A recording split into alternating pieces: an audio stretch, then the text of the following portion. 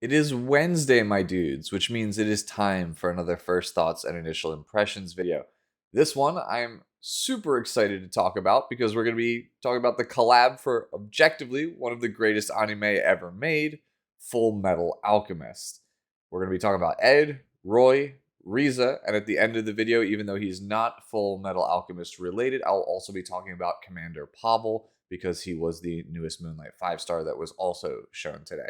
So if you want my 2 cents on all of those, stay tuned, but not before you consider leaving me a like or a subscribe if you're not already. Really helps me out here a ton. And if you think my opinions are pretty cool, consider sharing it as well with some of your friends or your guildmates. That also, again, will help me out a ton here at this channel. So without further ado, let's take a look at Edward's S3 animation. 格の違いってやつを見せてやる。この俺が鋼の錬金術師だ。 All right, I am super excited again to talk about this. Edward is one of the coolest anime characters that we've probably ever got. He's probably objectively the best character in his own series, and again, that is objectively, in my opinion, the best anime ever made. The Japanese voice for Edward Elric in pretty much everything under the sun is Romy Park, a woman who I am fortunate enough to have met at least once in my lifetime.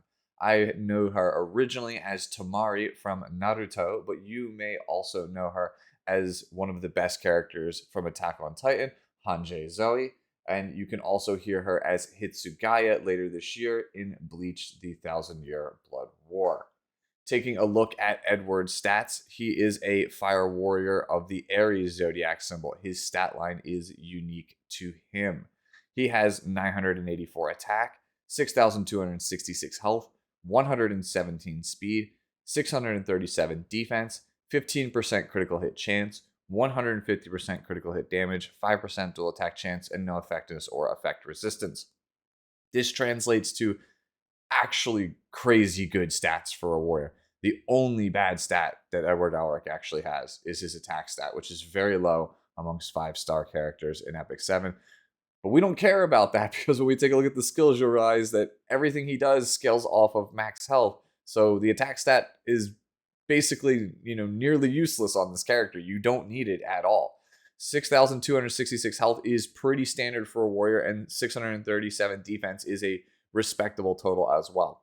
117 speed is well above average for a character in this game. Roughly around 108 is usually where I would consider to be like the midpoint for most of the competitively viable characters. So 117 is quite a bit faster than that. This is the third fastest warrior behind the Soul Bad Guy / Blue Chloe stat line, and of course, obviously, Conqueror Lilius, who is still one of the best characters in the entire format. Imprint release is effect resistance, which is really good because one of the things that we're going to talk about with Edward Elric is how good he is against cleave, which primarily, gets countered by things like high effect resistance. And his imprint concentration is critical hit chance, which is the second best imprint concentration I think you could ask for, if not the actual first best imprint concentration. So yeah, on paper, Edward Elric already looking really, really, really good. And that's before we even talk about the actual skill set. So, as you all know from watching the anime, Edward Elric's S2 is going to be based on the law of equivalent exchange. After being attacked, when the caster has a debuff, dispels one debuff and activates Rise. Rise can only be activated once per turn. Rise is an AoE attack that attacks all enemies with ground thorns, dispelling one buff and inflicting a random debuff for 2 turns. Damage dealt increases proportional to the caster's max health.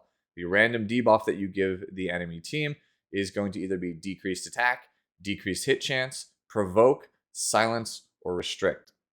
Restrict, I think, is the only real dud one in here. It's not super great in a lot of scenarios. There's sometimes where it could hinder your opponent, but for the most part, I don't feel super good about it. But decreased attack, decreased hit chance, provoke, those can all completely shut down your opponent's game plan. Same with silence. If you silence and provoke the enemy team, that's pretty insane.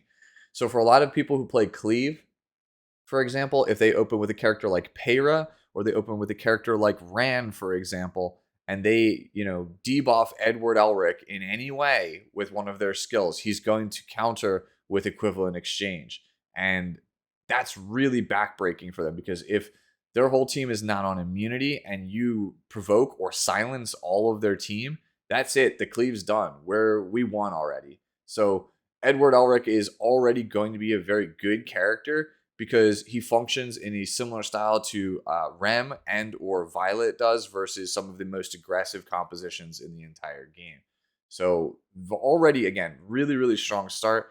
And we have to see the damage multipliers on it. But if equivalent exchange, this rise attack here, has really good multipliers, then this is going to be a nightmare even against standard players, because aside from like a couple of choice characters like, say, Hua Yang or Apocalypse Robbie, almost every single S1 in the entire game has some level of debuff on them, which means that if they attack Edward, you're just going to get a free counter attack. And it's an AoE counter as well, which means that you can play Edward on something like Lifesteal Set, for example, and if they hit him with an S1 that has a debuff built into it and it actually procs, you're going to get a ton of health while also returning damage to them and giving them debuffs.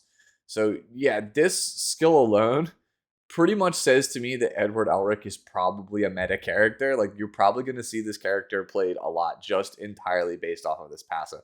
It's really, really strong. Like, nothing broken, but I promise you, I feel like people will be complaining about this for a couple of weeks when it first comes out, because it's going to take some time to figure out how to play against Edward properly, because most of the generically good conventional ways that we play the game now proc rise. So yeah, really, really good passive. Now let's move on to his S3, which is I'll show you our difference. It is a move that acquires 3 souls upon use and has a 4 to 5 turn cooldown depending on Malagora. It is a single target attack that calls in Alphonse Elric, his younger brother, and increases the combat readiness of Edward by 50%. If the enemy is not an elite or boss monster, which basically is your cue to know that this is probably meant to be a PvP character, then damage sharing effects are ignored. Damage dealt increases proportional to caster's max health, and the damage dealt increases every time the skill is used and can stack up to 3 times. And obviously it has the soul burn effect here for 10 souls, where you can reduce the cooldown by 2 turns. So the move is spammable if you are willing to actually spend the souls on it. You'll get it basically almost every other turn. This is, I think, a very strong S3. On paper, 50% combat readiness is really, really good. Makes it so that it's a lot easier for you to ramp this up, especially if you're willing to soul burn it. You'll be taking turns in a hurry for sure. Ignoring damage sharing effects is traditionally very, very strong. You look at a character like Pavel, for example, and you realize that that's pretty scary. It can absolutely just obliterate characters and delete them from the game. We're going to need to see the damage multipliers on this move, but traditionally these kinds of S3s are pretty strong. They're not the strongest, but I don't think you need Edward to be much stronger after that S2 that we just talked about. Yeah, really sick animation on this thing. And again, I think it's just a generically solid S3 overall. Moving on to his S1, which is the basic attack that he has, it is I'll Take You On. Attacks the enemy with a transmuted blade and grants a barrier to the caster for 1 turn. Damage dealt and barrier strength increases proportional to the caster's max health. I actually really like this skill. I've been pretty down on barriers lately because of characters like Operator Segret as well as Desert Jewel Bassar. Barriers just don't feel as good as they used to traditionally in Epic 7 because there's just a lot of ways to punish them now. But this is coming on your S1 basic skill, which means it's coming down on Edward's 2nd turn of the game. So realistically, characters like Operator Segret will have already taken roughly 2 turns before this ever comes into play. So Edward's never really in any danger of getting punished by her. And the same can be said for Desert Jewel Bassar. By the time this is actually going to start taking effect, anything that would punish it drastically should be off the board at that point. So yeah, this is just an excellent S1, I feel like, for a bruiser style character, which Edward is definitely going to be. His stats are probably going to land him somewhere around the 18k HP range. And for the people with the really, really crazy gear, you're probably going to be seeing him around 21k for sure. Yeah, just overall rock solid kit for this character. He does pretty much everything I could have hoped for in the character. He looks really fun to play. He's just really solid in terms of his defense with the barrier on the S1. Just good solid damage with the ignore damage share on the S3. And his S2 passive is just really good and should hopefully help shake up this meta that we're in. This is probably the most diverse meta I believe we've had in a long time, but I still not a super big fan of it because blowout potential is still really, really high in this metagame. It feels like games are just won or lost very, very quickly because of just how aggressive things are. I like having a character like Edward in the format where it punishes really aggressive compositions, a lot. And for those who are trying to play more of a standard style gameplay, he is just generically good at playing the long game.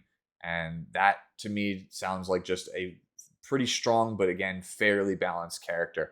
I am definitely going to be spending most of my resources that I have going into this collab into trying to get a lot of copies of Edward Elric because I do think that he is the safe bet out of all the characters that we're going to be talking about today.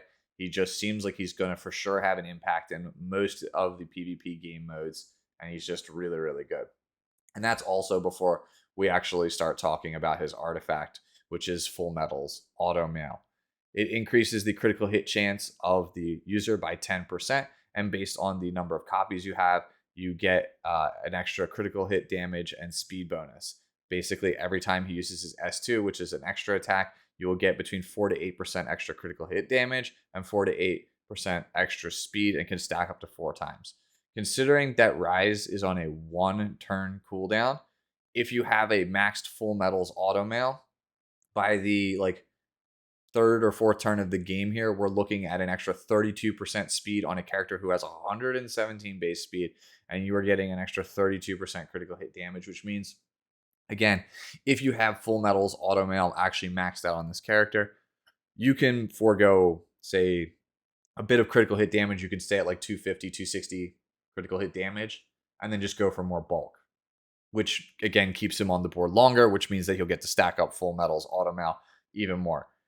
So yeah, he's just a standard player's dream character, and I think that this is probably going to end up being the best artifact on him because an extra 32% speed is really good on a bruiser.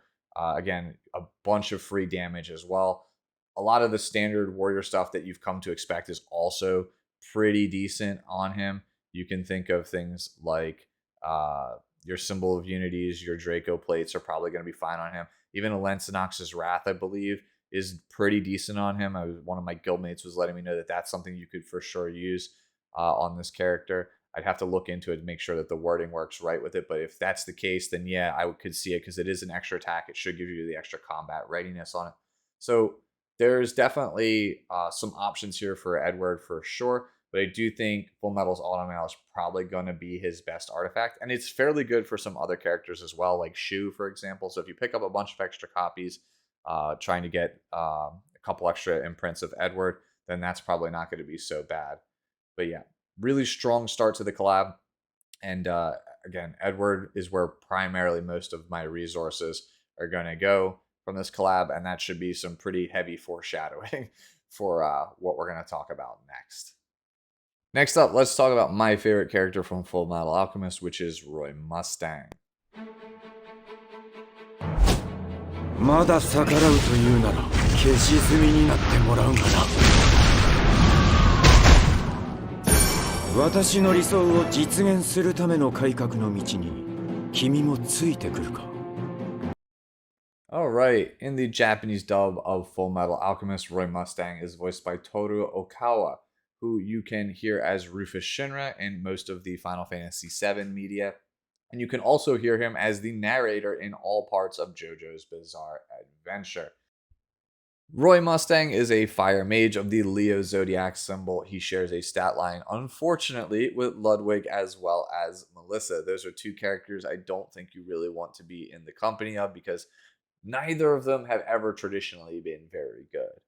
Taking a look at Roy's stats, he has got 1,412 attack, 4,248 health, 112 speed, 645 defense, 15% critical hit chance, 150% critical hit damage, 5% dual attack chance, and no effectiveness or effect resistance.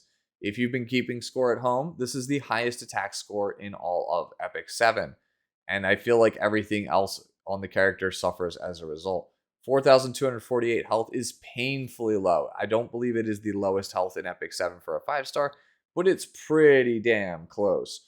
112 speed is slightly above average, which is obviously good, but it's not fast enough to guarantee that a character with this poor of a base health pool will actually get a turn. 645 defense is respectable, but it's still not the best when you compare it to a lot of the other mages in Epic 7.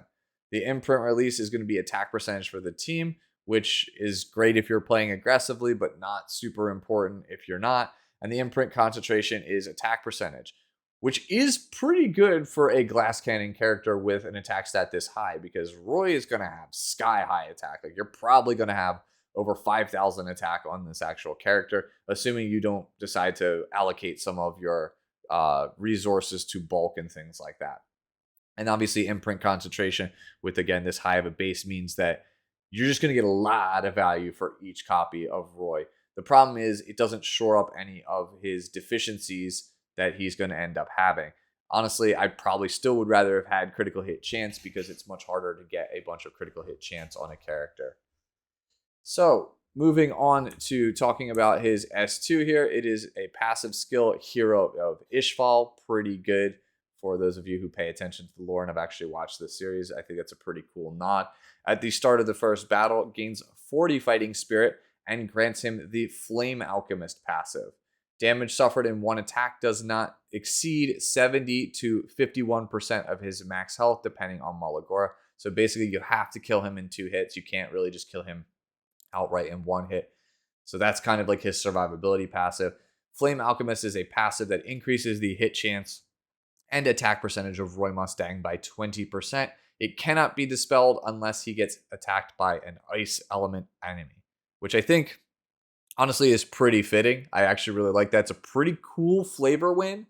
Because he basically, in the show, if he gets doused with water, he doesn't really do anything. So I do think that's a pretty cool nod in terms of like what it means for the character from the source material. It's like they really tried very hard to be as true to the characters in this work as they possibly could, and I really do respect that. But from a gameplay sense, yeah, that's kind of rough, because Roy, I feel like, again, is going to need as much help as he can get, because he does have that poor base health. And yes, Hero of Ishval does protect him. It does make him a bit harder to kill.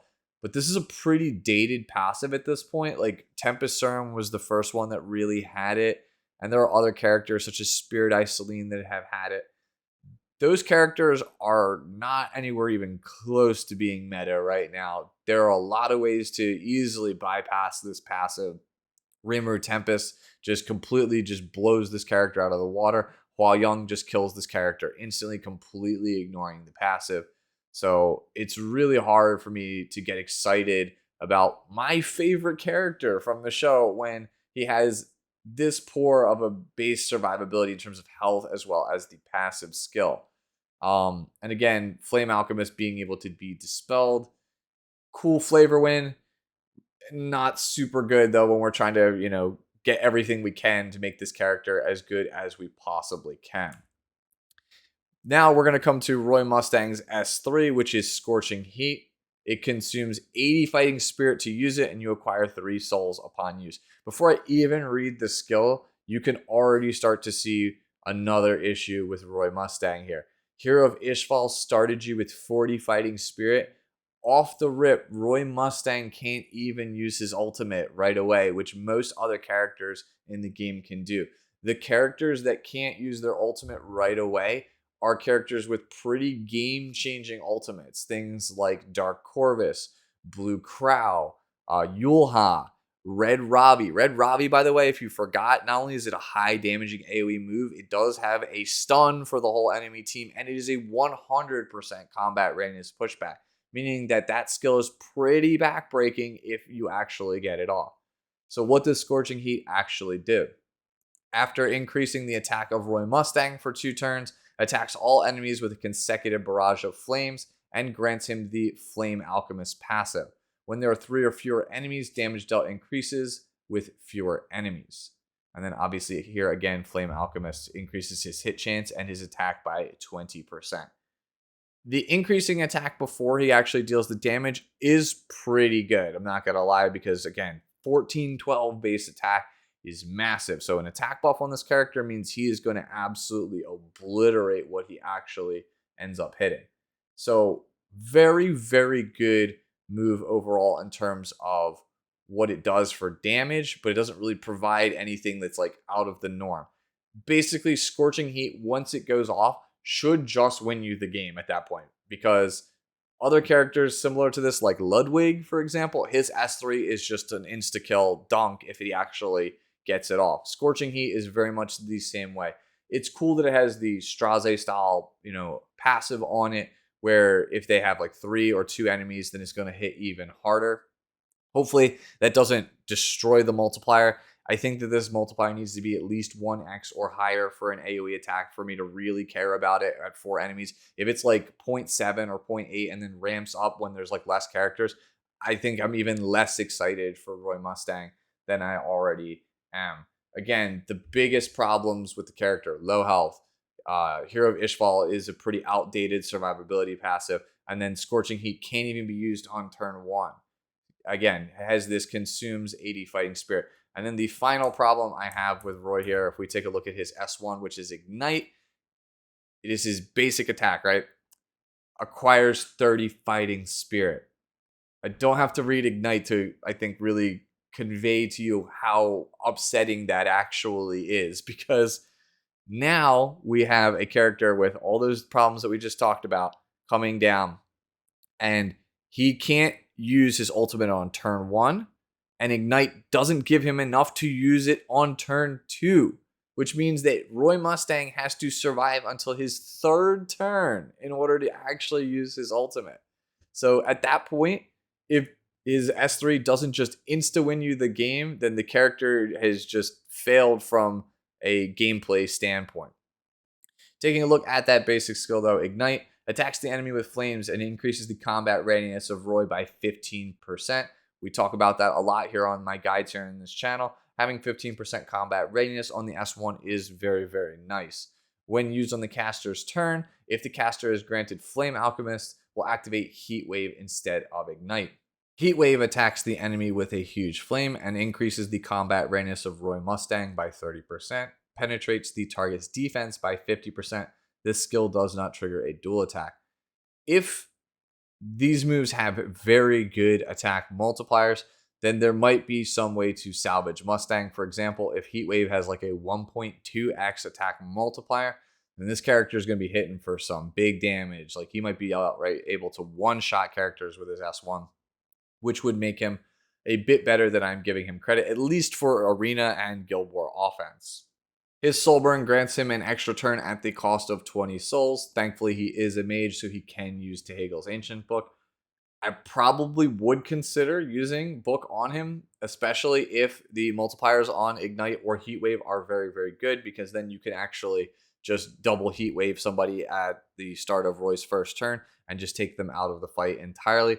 That would kind of give him some kind of a role where, like, if you could build a somewhat fast one, like a 240, 250 speed one, like how people used to play Melissa back in the day, you might actually, against slower characters, slower players, get a chance to just, double and just kill somebody with Roy Mustang. And I think that would be the best way to approach the character, at least right now in my head. It still doesn't change the fact that the S3 doesn't actually have a use on the first turn, but at least with Book, you will actually at least have a chance to get off that S3 in some kind of reasonable time manner.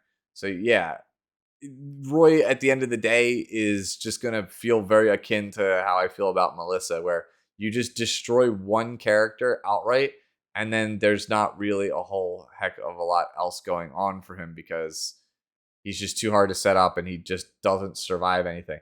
If you really want to play Roy Mustang, I think his best use actually is going to be in Abyss. Sure, you can play him in Arena. offense as well as Guild War offense. But Abyss, to me, strikes as a pretty good landing point for him because traditionally, a lot of the high-powered mages that don't see play anywhere else, like Blue Lulika, find a home there. He hits really hard. He has a lot of AoE damage in the later parts of the game, and he has crazy good synergy with Adventurer Raz. If you wanted to play him in PvP at all, by the way, I think you really have to pair him with Adventurer Raz. That shield will help offset his terrible survivability, and then obviously you're going to get a lot of extra ignites off of Adventurer Raz, which will allow you to get more fighting spirit, which will allow you, hopefully, to just wipe the team out entirely with the S3. So I think for Abyss or like challenge mode Abyss going into the future, I would want to have a Royd ready and on deck for that, because that to me just feels like his strongest use. Or again, if you wanted to play him in RTA, you already have Adventurer Raz. He could be a fairly solid 5th pick option, especially if you were just in need of a really strong red damage dealer at the time. Let's go now and take a look at Roy's artifact, which is Ignition Cloth Gloves. It increases the hit chance of the user by 10 to 20% based on the artifact level, as well as the attack of the user by 7 to 14% based on the artifact level. I don't see why you would want to play this over a lot of other mage artifacts. Like, it's decent. If you need hit chance, sure. There are definitely better damage artifacts than Ignition Cloth Gloves, for sure. And then obviously you have things like Tehagel's Ancient Book, which allow really broken combos, really broken soul burns off the start of a given match. So this one just feels like a complete dud to me. Honestly, Roy in general feels like he was the welfare, the free character that we're supposed to get for this collab. And for some reason, last minute, they kind of swapped it with Riza Hawkeye, who we'll be talking about next. あとは私が片付けます。手を汚すのは私だけで十分です。リザ・ホークアイ、アメストリスの軍人です。皆が幸福を享受できる未来のために、私は私の意志で引き金を引きます。 Here's a fun bit of JP voice acting trivia for you all. The original voice of Riza Hawkeye was Michiko Naya, but since has been replaced in Fullmetal Alchemist Brotherhood, as well as being the current voice of her in all other forms of media, by Fumiko Orikasa. You can hear her as Kuroko's, I guess, girlfriend, Satsuki, in Kuroko's Basketball, which if you've never seen that, I highly recommend it. But the one you probably know her most for is as Rukia from Bleach, which again is going to be coming back later this year with 1,000-Year Blood War. Taking a look at Riza's stats, she is an Ice Ranger of the Capricorn Zodiac symbol, which means she shares a stat line with Green Bellona, Elfelt, and Summertime Issaria. She has 1,003 attack, 5,704 health, 115 speed, 585 defense, 15% critical hit chance, 150% critical hit damage, 5% dual attack chance, 30% effectiveness, and no effect resistance. This is a pretty interesting stat line overall. Attack is pretty low when compared to other 5-star characters in Epic 7. It's also pretty low for a Ranger. The health at 5,704 is pretty good, though, for a Ranger. I know it's not the best. They're, I usually like around 6,000 or better on most of my heroes, but Rangers traditionally just have garbage health, and 5,700 here is pretty good for a Ranger. 115 speed is also great. It's above the 114 mark that I really like a lot of my characters to be at. It is definitely an above average speed score. It's very close to Edward's. So you're looking at a character that's going to be able to max out somewhere in like the 275 to 285 speed range for the most part. Really, again, good speed score. Not the best. You're not going to see her as an opener, but if you want her to take a turn in a hurry, she absolutely can do that. 585 defense is also a pretty respectable number when it comes to Rangers for defense. So you can actually have a fairly good mid-speed character here with some decent bulk in Riza Hawkeye. She has that 30 effectiveness as well, which is really, really nice. Imprint release is going to be attack percentage for the team, which is just pretty much standard. But the imprint concentration here is going to be critical hit chance, like we talked about with Edward. It's one of the very best ones you can possibly have, if not the best.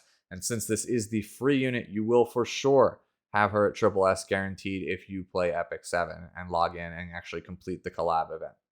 So Riza has a lot of things going for her for the most part. Good bulk, good speed, and the fact that you're going to get one of the hardest stats to actually get off the rip, critical hit chance, pretty much guaranteed. Moving on to Riza's skills, the first one we're going to talk about is her S2 passive, Devoted Support.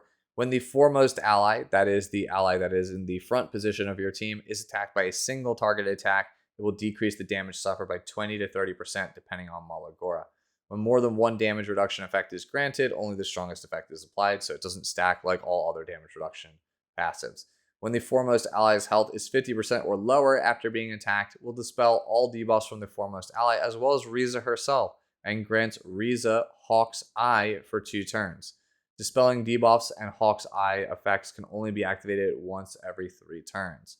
Hawk's Eye is, again, a unique passive skill that increases the speed and critical hit damage of Riza Hawkeye by 30%, and it cannot be dispelled.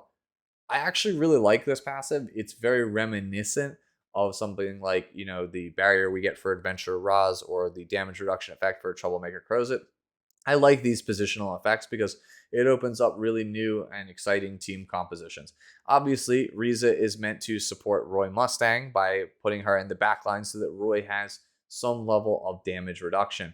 However, this is still really, really good in general, especially if you put Riza on a artifact like Guiding Light. She'll sit in stealth for the majority of the fight and your opponents can't get to her, and as long as she's in the back just chilling under stealth, whatever you have in the front line, say an Apocalypse Robbie, is going to be absolutely, nightmarish to actually kill. So you could have like Riza in the back along with a Crimson Seed Apocalypse Robbie in the front, and there's a pretty good chance that she's not actually going to end up dying from a Hua Young, for example. You might not need Proof of Valor in that scenario. So I really do like that this opens up those kind of interesting team compositions. Hawk's Eye also is a pretty interesting portion of the skill as well. Just the character's already pretty fast for the most part. Making her even faster is just really, really good. You could have this character easily zoom in over 300 speed with that Hawk's Eye buff on, which could be pretty good when you consider her other skills, which we'll talk about in a second. And getting critical hit damage as a buff here means that realistically we could build her kind of bulky, kind of to do more things with like effectiveness or speed and not really have to worry too much about damage. You could end up going very high critical hit chance, but leaving her at base critical hit damage, for example, and getting all of the damage that she would be getting out of Hawk's Eye, which I think is probably how I would go about it, because 1003 attack is not very good when it comes to damage stats. You have to see her multipliers. As far as I can tell, they're still attack multipliers. She might hit like a wet noodle, in which case you want to kind of treat her more like you would Cerise, where she's more of like a utility player, a speedy ranger with some utility on her. Overall, just off this passive alone, I do like the interesting kind of compositions that it could potentially create. Taking a look at her S3 skill, it is all out. You acquire 3 souls upon use, and has a 4 to 5 turn cooldown depending on Malagora. Attacks the enemy with focused fire, dispelling all buffs, and decreases the combat readiness of that character by 50%, before granting immunity for 2 turns and exploiting weak points once to the caster, that's Riza, as well as the foremost ally, again, the one that is in the front. So this move basically just outright cripples a specific character. So you can remove like attack buff, crit resist buff, defense buff, whatever off of a specific carry, kind of basically exposing them, making them a lot weaker. And in the process, you're going to end up pushing them back 50% combat readiness, which is a huge blow to them, especially if Riza goes first.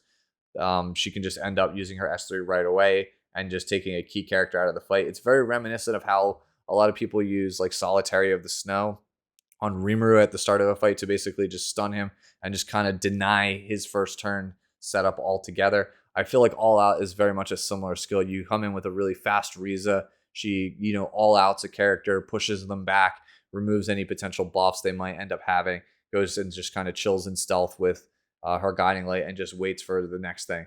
And she gets immunity, so unless they have like some kind of AoE strip, she's probably, again, going to be pretty safe for the most part. The exploiting weak points, I think, is the really nice thing about this here. It is a unique passive. It triggers the first time that either character, either the first ally or Riza, actually deals damage to a character. It increases that damage that they do by 20%. Note that it's damage and not attack. Damage is the total of it. It's not just like your attack score multiplied by the crit damage score. It's going to end up being like the total damage after that whole calculation, which means it's probably going to end up being quite a bit more than a 20% damage increase. So not only do you get a pretty potent strip on their carry, whatever your foremost ally is, again, we'll use Apocalypse Robbie, for example, your A Robbie is going to hit 20% more on their next attack, which means if they use like a soul burn on it, then it's going to do an absolute ludicrous amount of damage and just end up killing somebody potentially outright. So it's a pretty good setup skill. And it goes again to what I was talking about with Riza. I think you just want her to be fast and you want her to just cycle turns as fast as you can get them and just kind of use all out to lock down people. And whatever your hard carry is, your win condition for your team is in the front, you want them up there and kind of leveraging that, exploiting weak points as much as possible. The soul burn on this move ignores effect resistance for 20 souls. Pretty clutch if you're playing against somebody like, say, Destina, for example, or Ruel, and they're going for like a clutch revive that might win them the game. Obviously, Destina, you're gonna have to go through the 50-50 hit chance because you're off element. But like pushing back a specific character like that that has high effect resistance is really, really good.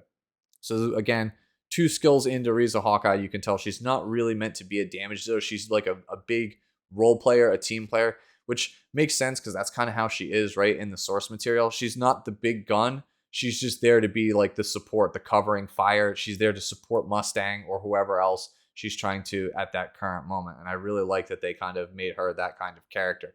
Basically, she stays behind people and props them up to be like a larger than life figure for the most part. Taking a look at her basic skill here, her S1, it is Stand Back. Attacks the enemy by firing a pistol and has a 35 to 50% chance to target the target, in this case, for 2 turns. When the caster is granted Hawk's Eye, after attacking, increases the combat readiness of the foremost ally by 20%. Again, this reinforces exactly what I was just saying.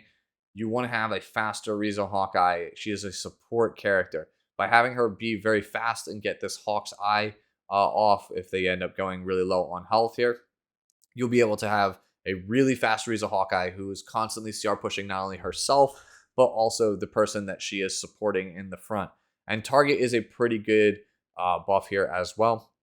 It's primarily, I feel like, used a lot nowadays, at least in PvE content. It sets up some very powerful things. Most notably, you think of focus attack, or target, I should say, on Wyvern 13 with Seaside Bologna in order to prop up Sigret and make her have more damage. This is very much the same skill. It's propping up the foremost ally here in this case. It's a very complete kit when you think about the character. So you're just giving CR extra damage in the form of things like target, as well as the exploiting weak points buff to whatever character you're using. So I think that, again, the way that I personally would play the character is with very high critical hit chance, so that way we can leverage the critical hit damage buff from Hawk's Eye.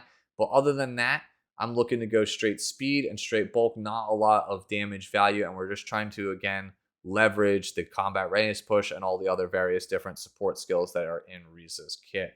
Last thing to talk about here for the Fullmetal Alchemist collab is going to be her exclusive artifact, which you will again get for free just by logging in, playing in the collab, and finishing everything there is to do before the event period ends. It increases the effectiveness of the user by 25%, and a critical hit has a 35 to 70% chance, which you will have 70% because you're going to end up for sure having it maxed out, chance to increase the speed of the caster for 1 turn. Again, lends itself exactly to the same kind of playstyle that I was talking about, like a speed hit set on Guiding Light, where you're just trying to be as stealthy as possible, get in there, get your cheap shots in, leverage her high base effectiveness to just deny specific characters and just be as fast and as pesky as possible, and just really help push that carry that you have in the front spot into a win. Now, to round out the video, let's talk about Commander Pavel, and do I think it's worth pulling for him? Everything I do is for the good of Perland. For an insignificant person like you, death is too kind a gift. I'm with Perland. All right, can we just talk about that for a second? That's like the most badass S3 animation, I think, in the entire game, for sure. Anyways, if you do not know, in the English dub of Epic 7, Pavel, as well as Commander Pavel, is voiced by Griffin Burns, who should sound really familiar to you if you play the game in English with the sound on, because he is Adventurer Raz, our main character in Epic 7. He also voices Tartaglia in Genshin Impact, and you can also hear him as Doppio in JoJo's Bizarre Adventure Golden Wind. If we take now a look at Pavel's stats, he is a light ranger of the Taurus zodiac symbol. As far as I can tell, his stat line is unique to him, but he has many similarities in his stat pool with other Taurus zodiac characters, namely very high attack, but very low survivability stats and just okay speed. So as you can tell here, attack 1327, exactly like I said, it's going to end up being very, very high. Health is 5,138, which is very low for a 5-star, but pretty much in line with most other rangers in this game. 109 speed is roughly about the average. 582 is pretty solid for a ranger. 23% critical hit chance is nice. 150% critical hit damage, 5% dual attack chance, no effectiveness or effect resistance. Imprint release is going to be attack percentage for the team, which I think you're probably going to want to use that one because, spoiler alert, I think this character is just straight up a cleaver and there's not really any other way to use it, so might as well just get the most damage out of your cleave. Imprint concentration here is going to be 18% attack. Now let's move on to talking about his skills. First up is the S2 passive obstacle elimination. You start the battle with 60 fighting spirit. After an ally, except for the caster, makes a critical hit, you gain 20 fighting spirit. And when fighting spirit is full, consumes all fighting spirit to activate Be Gone. This effect is not activated by any counter attacks, dual attacks, or extra attacks, which means that he's kind of a non-bow with Conqueror Lilius, who is somebody that he's supposed to be, working with in lore. Be Gone is an activated attack here. It increases the attack of the caster for 2 turns and then attacks all enemies by firing a gun before increasing combat radius of the caster by 50%. So you just play Commander Pavel with an absolute metric ton of attack, not a whole heck of a lot of speed, and then you just surround him with characters that are going to for sure get off 2 critical hits at the start of a fight. So whether that is going to end up being a Pera, for example, that you went a critical hit necklace on, so that way you could actually leverage this. Whether that's Pavel, base Pavel. If you have a Pavel cleave already set up, his S2 into S3 pretty much should just be a team wipe, because as soon as you soul burn the S2 on Pavel, that's 1 turn. S3 eliminate their carry, that's another turn. Then Commander Pavel fires off another AoE, and if you haven't won at that point, then you can just take his turn with the massive amount of CR push that you're going to get and just pick off any stragglers. Green Sid is another one, very strong single target cleave. If you've seen them played on a lot of streams lately, or even like World Championship, you know how good Green Sid is as a 4-star. Not only really strong speed imprint, but very, very good as well at taking apart 1 to 2 characters for sure. So you can use Green Sid at the start of a fight, use the S3, pick off a specific character, take an extra turn, dunk somebody with the S1 that's now empowered, and then you obviously are going to get Be Gone here on Pavel. He's going to zoop up and then again pick off any stragglers. You name it, it's pretty much just going to be very similar. You want to go edit cleave? Sure, that's going to end up being the same thing. You just soul burn, cool, that's 1. S3, cool, that's another 1. All right, trigger Be Gone, now it's 50%, and then we end up going all out and just winning the game outright. Just based off of obstacle elimination alone, it should be fairly obvious. Pavel is a cleave character. If you don't play cleave, if you're not, if you don't have the need for speed, the need to just completely blow your opponent out of the water in turn 1, if you basically are not Kana, then you don't really need Commander Pavel. You don't really need to pull him. And I think when we take a look at the S3 and the S1, that should further cement the idea in your head that this is an aggressive player's character. If you are not a speed demon, you don't need this character. Taking a look at the S3 for Commander Pavel, it is Die, You Fly, which is a really cool name, by the way, for an S3. You acquire 3 souls upon use and has a 4 to 5 turn cooldown depending on Malagora. Attacks the enemy with a pistol. When the enemy is not an elite or boss monster, damage sharing effects are ignored. We already talked about at the start of the video with Edward Elric. Really strong ability. Pavel, the original one, started that. Cool that the ML version of him also has a very similar feel in terms of the S3. When the caster's attack is greater than the target's attack, penetrates the target's defense with a penetration rate increasing proportional to the difference up to a maximum of 70%. Because he gets such a massive combat readiness push on his S2, you don't need to build this character crazy fast. You just want really high attack.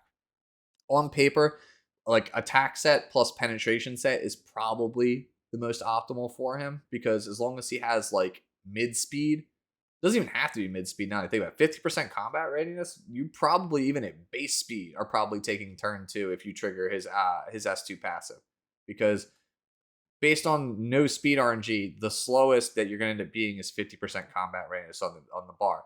So just playing him like an astronomical amount of damage, like crit damage neck, attack percentage ring, attack percentage boots, attack set with penetration. As long as you could set up the rest of the cleave, he's probably taking that turn. And this move is absolutely just killing, murdering whatever he fights against. Even if you don't want to play him at base speed, even on like a speed set with penetration, he's probably still killing Apocalypse Robbie in one hit because of the difference in the attack. As long as it's, we'll have to see the numbers, but if it's very akin to Straze, it's probably like, as long as you have 4,000 attack, nothing else really matters. You're probably just killing the character outright. Like 250 crit damage, 4K attack is probably just insta-killing anything you could possibly want to target with this, except for the tankiest of tanks. So I'll leave that to you guys to figure out, is it just straight up all attack on the ring or the boots, or is it like Straze once we get the numbers? Is it going to be like that 4,000 attack, 250 crit damage sweet spot that he has that we know outright just destroys most of the tanks in the game? So yeah, again, you already know the deal. He's just a cleaver. And to further cement that, we look at the S1 here, which is going to be how Sloppy attacks the enemy with his gunblade with a 65 to 75% chance to decrease the attack for one turn. I think if you get to the point where how Sloppy is actually relevant, then you probably have lost the game. I don't really see a reason to use the move. It is pretty sweet, though, that it does decrease attack, so that way, if you wanted to take a turn where he zoops up and then you S1 somebody to attack them down and then boost them up with a character like Augslots or Flan, so that way he guarantees has way more attack than somebody, then sure, by all means, go for it. But like I said with the S2, this is a cleave player's character. You don't need this character, I feel like, if you are not a cleave player. And even if you are a cleave player, I feel like his setup characters are like Green Sid and Pavel. And if those characters are making it through, you're probably winning the game anyway. So he just feels so win more to me. Really cool design, really sick animations, great voice delivery. Presentation on the character is like 11 out of 10. Epic 7 just continues to exceed my expectations with how the characters look. But for me, this one's just going to be a hard skip.